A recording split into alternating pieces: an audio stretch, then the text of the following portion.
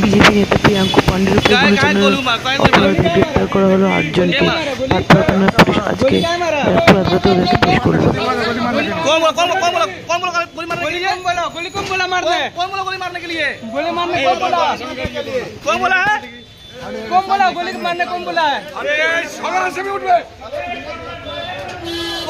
पिंटू पांडे खुद ही बोला गोली नहीं मारने खड़ी।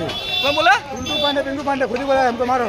वो बोला है? हाँ वो बोला है। पिंटू पांडे कौन बोला? पांडे मारने वाला पार्टी में उसका छवि अच्छा होगा, इसलिए पिंटू पांडे खुद ही बोला है। पिंटू मारे क्या नहीं मर गया, तू क्या नहीं मरा, नहीं मरा। ये बोला क्या? ये बोला है पिंटू पांडे जब किया जो सब वही करवाया है। किसने करवाया? अपना काम के लिए करवाया उसको। कौन करवाया? कौन गार्ड के लिए। गार्ड के लिए? हाँ कौन करवाया? नाम बोले, नाम क्या करवाया है? पिंटू पांडे क्या करवाया?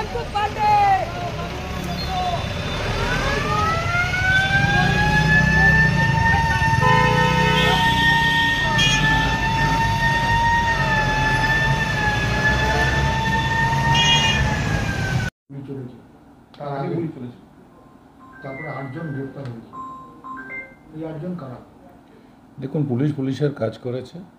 যে কমপ্লেন হয়েছে যে গুলি চালাবার, তাতে পুলিশ প্রশাসন যাদের তদন্ত করে পেয়েছে তাদের গ্রেফতার করেছে, সেটা প্রশাসনিক ব্যাপার। কিন্তু এরা কারা আপনি হয়তো জানেন না, আপনার মিডিয়ার মাধ্যমে জানাই যে দুজনের কথা বলছেন, রবি সিং আর রবি বর্মা, এর মধ্যে থেকে একজন কয়েকদিন আগে রামনগর কলোনিতে দিবালোকে বিকেল 6টা না 8টার সময় গুলি চালানোর অপরাধে তারা গ্রেফতার হয়েছিল। তাহলে আপনি বুঝতেই পাচ্ছেন যে ওই গাড়িতে কীরকমভাবে দুষ্কৃতীরা ঘুরে বেড়ায়। একটা পাড়ার মধ্যে যে কয়েক রাউন্ড গুলি চালায় এবং মানুষকে আহতও করে, তো সেই রকম দুষ্কৃতীরা এই গাড়িতে ছিল। এখন এটা দুষ্কৃতী ভার্সেস দুষ্কৃতীর ঝগড়া, আমার তো তাই মনে হয়। কেন, এ তো কোনো পলিটিক্যাল ঝগড়া নয়। পলিটিক্যালি কোনো রকম কোনো ঝগড়া এখন পর্যন্ত মার্কেটে দেখা যায়নি। যে হঠাৎ করে সকাল থেকে ভালোই চলছিল, হঠাৎ কি করে ওই গাড়িকে লক্ষ্য করে গুলি চালানো হয়েছে, এটা তো আমার বড় আশ্চর্য লাগছে। আমার মনে হয় এটা একটা সাজানো গল্প। সিআইএসএফ মানে নিতে হবে তাদের রক্ষী বাহিনী, বডিগার্ড হিসেবে। সেটার জন্যে এটা একটা নাটক তৈরি করা হয়েছে। এই ছেলেগুলো সম্পূর্ণভাবে, আমার যতদূর খবর, তারা এই ব্যক্তি যার নাম আপনারা করছেন তার সঙ্গেই থাকতো। কেন, এই রবি সিং না রবি বর্মা কোনটা আমি জানি না, কয়েকদিন আগেই রামনগর কলোনিতে গুলি চালানোর অপরাধে ধরা পড়েছিল এবং তার সাকরেদ। এখন সেই সাকরেদগুলো এরা কিনা সেটাও আমি জানি না।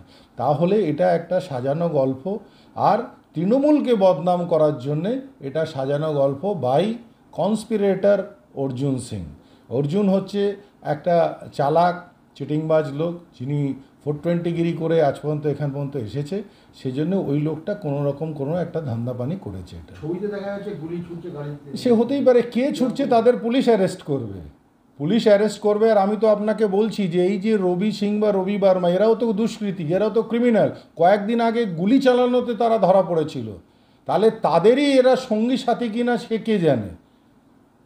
তাদের সঙ্গে থাকে না কার সাথে থাকে, শুধুমাত্র গুলি চললে, বোম চললে তারা হচ্ছে টিএমসির লোক, এটা কোথার থেকে প্রমাণিত হচ্ছে? আমি এটা দায়িত্ব নিয়ে বলতে পারি যে যারা বা যেই এরা আছে, এরা সবটাই ওদেরই লোক। আমাদের কোনো ইনস্ট্রাকশন বা কোনো জায়গায় কোনো ছিল না যে কোনো ঝুট ঝামেলা হবে। ঝুট ঝামেলা পর্যন্ত আমরা করিনি সকাল থেকে নিয়ে কোনো জায়গা পর্যন্ত। তাহলে কেন হবে? তাহলে এটা একদম ইচ্ছেকৃত একটা সাজানো ঘটনা। আর এটা আমরা কি করে বলবো, প্রশাসনিক ব্যাপার। আর এটা তো ওদেরই লোক, অর্জুনেরই লোক। এরা হচ্ছে অর্জুনের লোক, যারা ধরা পড়েছে সবই অর্জুনের লোক। কেন, এরাই ওই রামনগর কলোনিতে গুলিগালা চালিয়েছিল। এরা সম্পূর্ণ ওদেরই একটা গ্যাং। সেই গ্যাংয়ের মধ্যে কি হয়েছে, সাজিয়ে করেছে যে একটা গুলি চালিয়ে দিবি তাহলে আমি সিআইএসএফ পেয়ে যাব, ন্যাশনাল নিউজে চলে আসবো। এইসব হচ্ছে একটা সাজানো গল্প। আমাদের সঙ্গে কোনো সম্পর্ক এটার নেই।